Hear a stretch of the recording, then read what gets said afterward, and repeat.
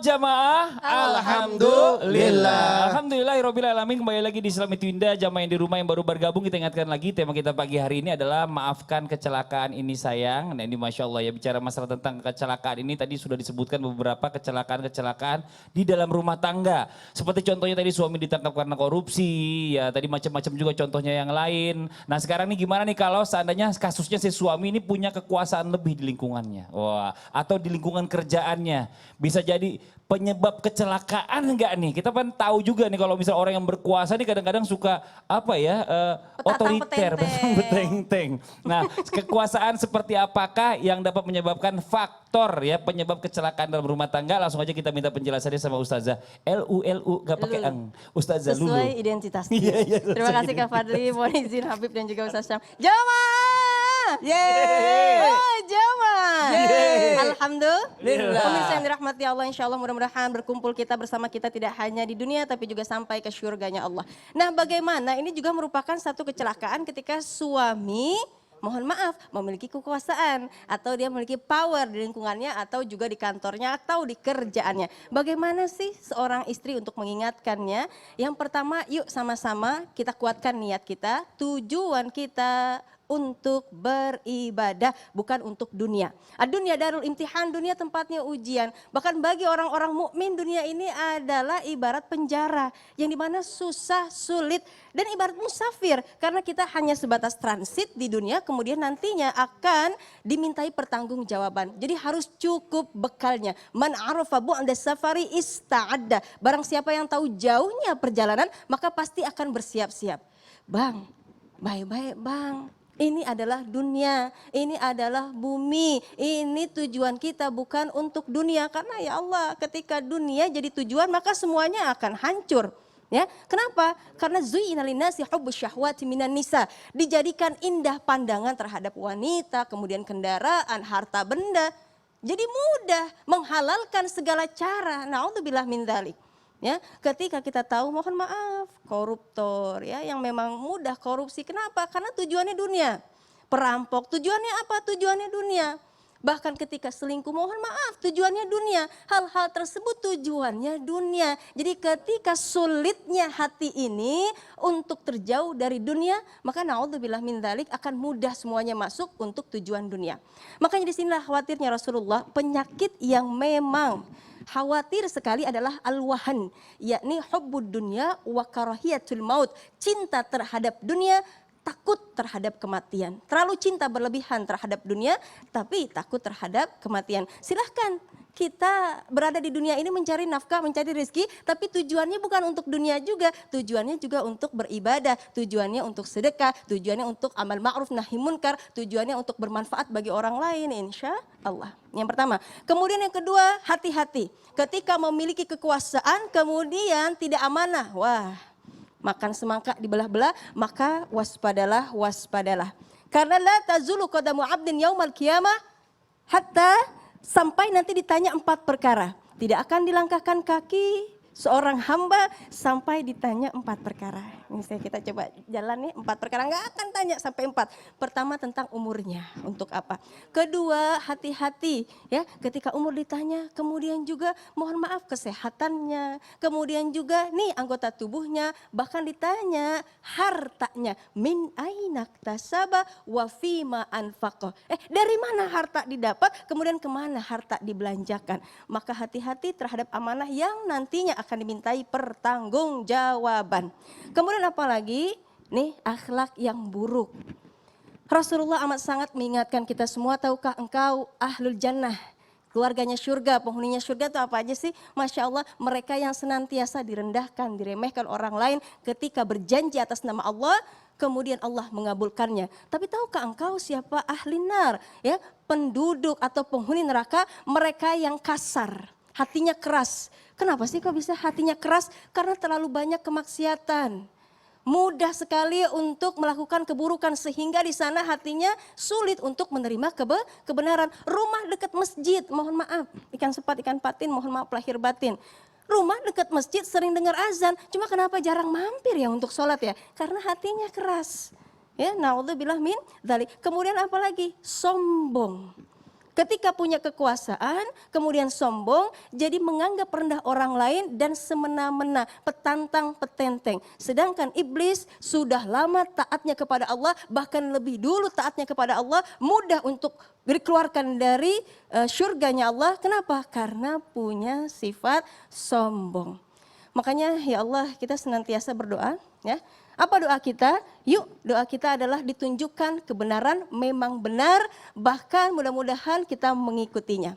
Kemudian juga keburukan buruk, bahkan senantiasa kita dijauhinya. Insya Allah mudah-mudahan senantiasa Allah rahmati, Allah berkahi kita semua. Ubur-ubur di sungai liat, hati-hati kita nyebur dalam maksiat. Iya Allah. Ya udah nih, kita lanjut lagi nih buat jamaah yang ada di rumah ya. Berbicara masalah tentang kecelakaan atau kita bicara masalah tentang cobaan ya. Banyak juga nih contohnya. Nah salah satunya ini ada salah satu keluarga ya yang terpaksa tinggal di gubuk yang nyaris roboh. Ini dia tayangannya nih.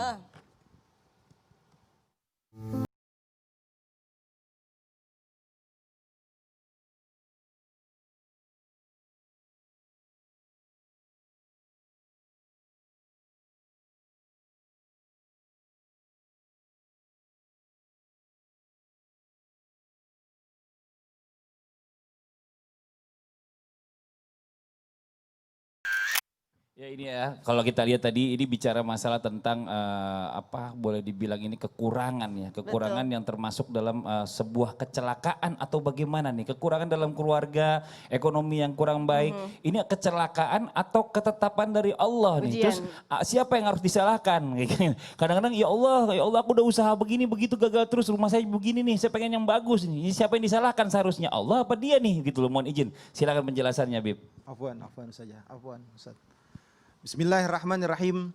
Allahumma salli ala Sayyidina Muhammad wa ala ali Sayyidina Muhammad. Hidup jangan pernah menyalahkan siapapun. Tapi introspeksi diri kita sendiri, apa yang kita lakukan, apa yang telah kita perbuat, apakah kita telah melakukan perbuatan salah? Kalau kita salah, kita bertaubat kepada Allah Subhanahu wa taala dan meminta ampunan kepada Allah. Manusia wajib yakin dengan qada dan qadarnya Allah, ketentuannya Allah. Kataballahu maqadiral khalaiq qabla an yakhluqas samawati wal ard bi khamsina alfa sanah. Jelas bahwasanya Allah telah menetapkan takdir untuk siapapun makhluknya Allah sejak 50.000 tahun yang lalu sebelum penciptaan langit dan bumi. Tadi itu kita lihat rumahnya seperti itu. Bahwasanya manusia ketika ditakdirkan seperti itu oleh Allah tetap bersyukur dan bersabar. Yakin bahwasanya ya Allah dikasih, ingat dikasih belum tentu disayang. Disayang belum tentu dikasih. Saya kasih contoh. Ada seorang anak usianya kurang lebih 1 tahun atau 2 tahun. Yang dimana ada kolam renang yang besar di situ, kedalamannya 2 meter. Kalau orang tuanya sayang tahu anaknya nggak bisa berenang, nggak mungkin orang tuanya membiarkan anaknya untuk berenang. Karena apa? Takut meninggal, takut mati. Orang tuanya sayang, ditahan. Kalau orang tuanya nggak sayang, dilepas. Allah sayang kepada makhluknya Allah, manusia. Jangan orang itu atau manusia tersebut diuji oleh Allah, suruh sabar. Takut kalau dia punya duit lebih, dia berdosa atau dia bermaksiat. Karena disayang oleh Allah, jangan kamu bermaksiat, jadi nggak dikasih. Intinya adalah yakin semuanya itu sudah ditentukan oleh Allah Subhanahu wa taala dalam bentuk ujian atau cobaan. Fakir ataupun miskin ketika dia dekat kepada Allah, bertakwa kepada Allah, insya Allah surga. Orang kaya banyak duit, banyak harta. Tadi yang Ustazah bilang, dari mana dia dapat? Oh dari yang haram, dikerjakan lagi buat haram, neraka dia tempatnya. Karena apa? Harta yang akan menentukan dirimu, apakah kamu bisa dalam kebaikan atau dalam keburukan. La yukallifullahu nafsan illa usaha laha ma kasabat wa 'alaiha maktasabat. Jelas Allah berfirman dalam Al-Quran, Allah tidak membebani seseorang melainkan sesuai dengan kemampuannya, sesuai dengan kesanggupannya. Dia mendapatkan pahala dari perbuatan dia atau kebajikan dia atau kebaikan dia yang dia usahakannya atau yang dikerjakannya. Dia juga ketika melakukan perbuatan dosa ataupun perbuatan maksiat, maka dia mendapatkan apa yang telah dia kerjakannya, dihukum oleh Allah, dikasih musibah oleh Allah, bahkan diberikan azab oleh Allah Subhanahu wa taala. Seringkali saya jelaskan, kita tidak perlu mengerti makna takdir.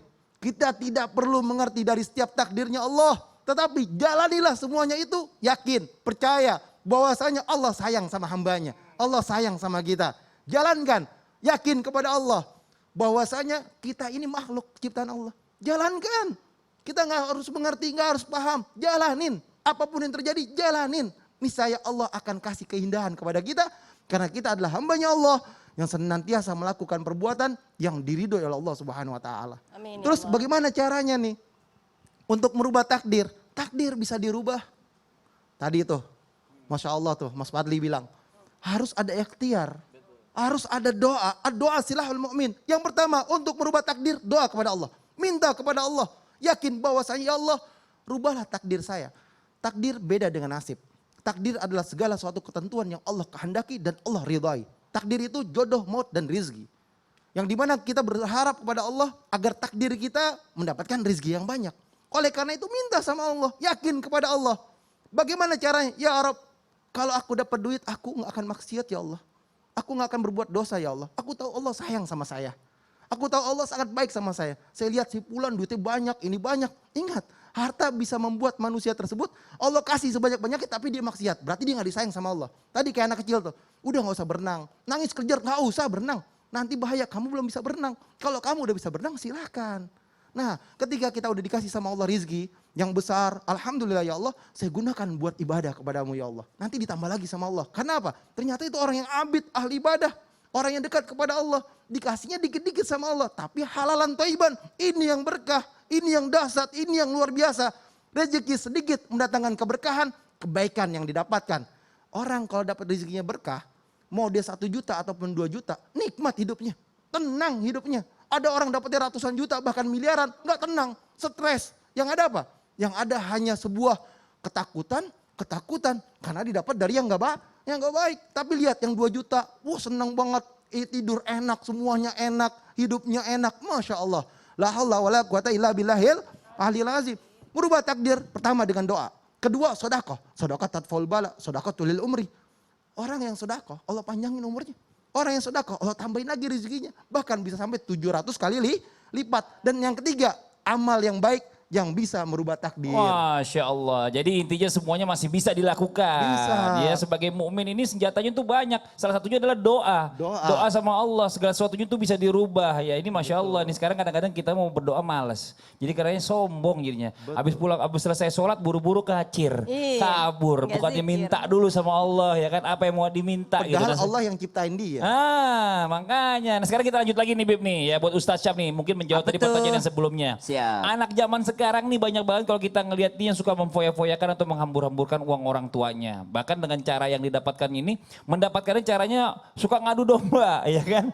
Mama pelit, ya kan? Bapak baik, ya akhirnya mamanya ngasih, ya kan? Atau mungkin bagaimana caranya yang jelas bikin orang tua jadi berantem. Nah ini bisa jadi penyebab kecelakaan dalam rumah tangga juga nggak nih Ustaz Syam nih? Mohon izin penjelasannya silakan. Bismillahirrahmanirrahim. Tabik guruku, kembali Habib Utsman, Mas Fadli dan Ustaz Zalul yang dimuliakan Allah Subhanahu wa taala, para alim ulama yang dimuliakan Allah. Allah Subhanahu wa taala berfirman di dalam Al-Qur'an. Ba'da naqul a'udzu billahi minasyaitonir rajim. Ya bani Adam qad anzalna 'alaikum libasa qad anzalna ilaikum libasan yuri suwari sawatikum warisha. يا بني آدم قد أنزلنا عليكم لباسا يواري سوآتكم وريشا ولباس التقوى ذلك خير. Allah Subhanahu wa taala memberikan kita keterangan bahwasanya sebaik-baik pakaian itu adalah takwa. Karena kenapa? Ternyata kalau kita melihat kebutuhan yang kita inginkan itu kadangkala melebihi dari apa yang kita butuhkan. Dan inilah yang membuat teman-teman sekalian kadangkala menghalalkan segala cara untuk mendapatkan kemewahan itu. Dia nggak tahu membedakan mana kemewahan, mana cuma kebutuhan. Kebutuhan fungsi daripada pakaian menutup aurat, kemudian melindungi diri. Tapi mereka sampai memperhatikan pengen baju yang dipakai si inilah, pengen baju yang dipakai si inilah, pengen baju yang dipakai si inilah. Padahal kemampuan orang tua kita adalah berbeda-beda. Kalau kita follow orang di sosial media hanya untuk merasa insecure, maka stop follow, unfollow aja lah. Karena engkau follow mereka untuk menjadi motivasi, bukan untuk membanding-bandingkan hidupmu dengan mereka. Kita follow orang-orang supaya menjadi panutan kita, bukan membuat kita selalu merasa iri dan ingin menjadi hidup kita seperti mereka. Padahal yang diposting mereka itu adalah hal yang baik-baik.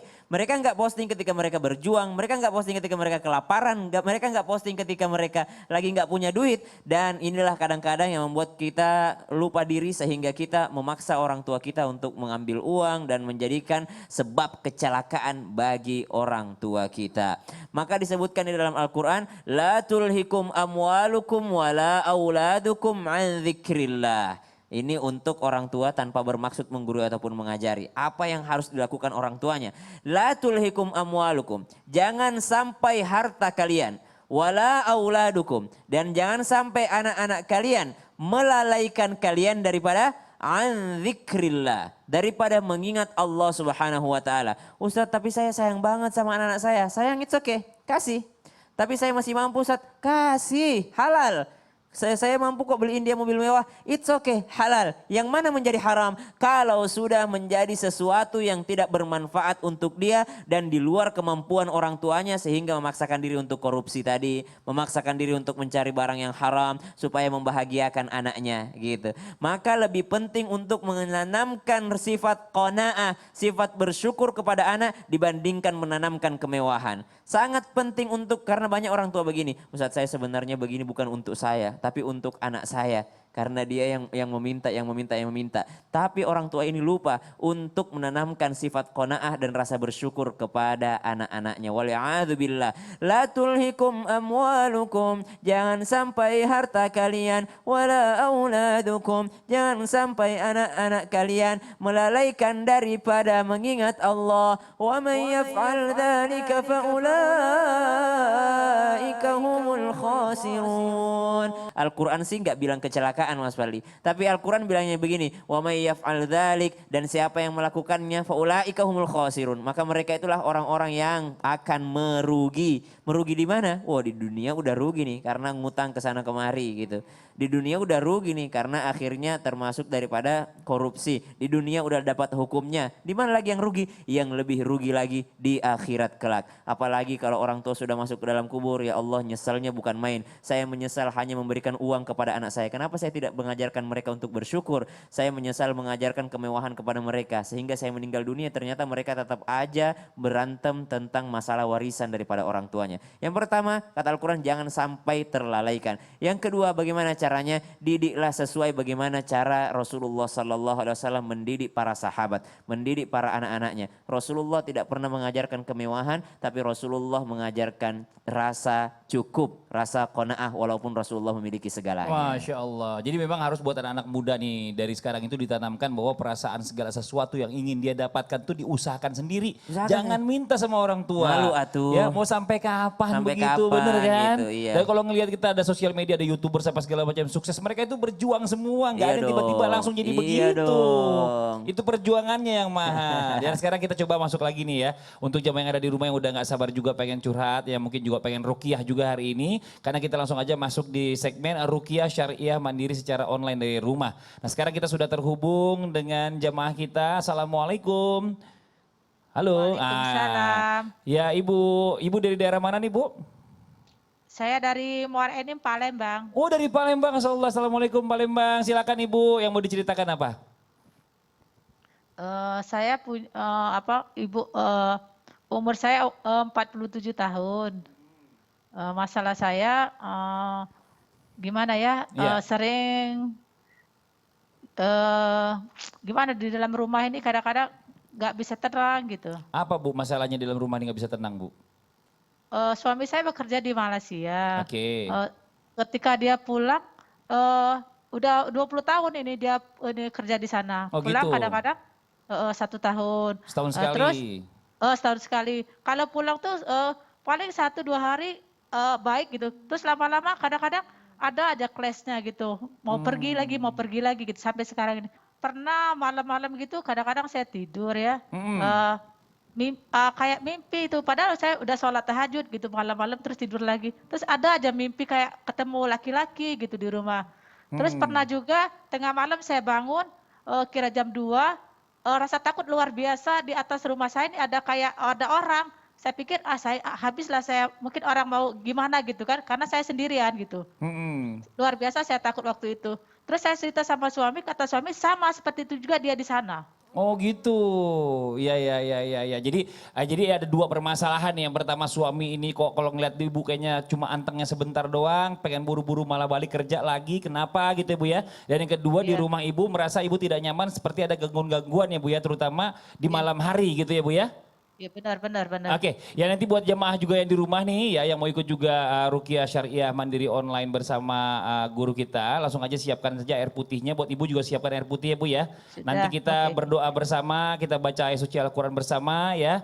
Tapi setelah yang satu ini, yang di rumah juga jangan kemana-mana, kita segera kembali lagi tetap di Islam itu Indah. Jamaah, oh jamaah, Alhamdulillah.